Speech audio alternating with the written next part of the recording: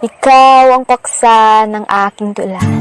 Ikaw ang naging inspirasyon sa aking pagkatha. Makita lang kita, mukha ko'y parang di maitinta. Tila ayaw paawat ng puso na mahalin ka.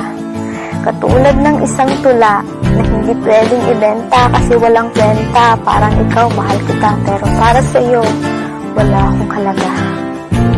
Ngunit kahit itaboy mo ko, babatuhin pa rin kita ng matalinhaga kong mga salita.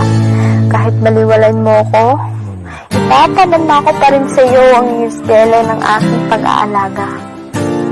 Gusto kong patunayan sa iyo na magiging walang kwenta lamang ang isang tula kung ang magbabasa walang benta. Kasi hindi lamang simpleng piyesa, kalahit yan ang aming emosyon, damdamin at karanasan. Sa pamamagitan lamang nito namin na ipapahayag ang aming salubin at damdamin.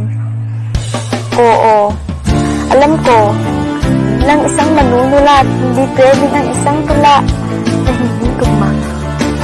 Bilang isang tao, bakit tayo mananatili kung pinapaalis tayo?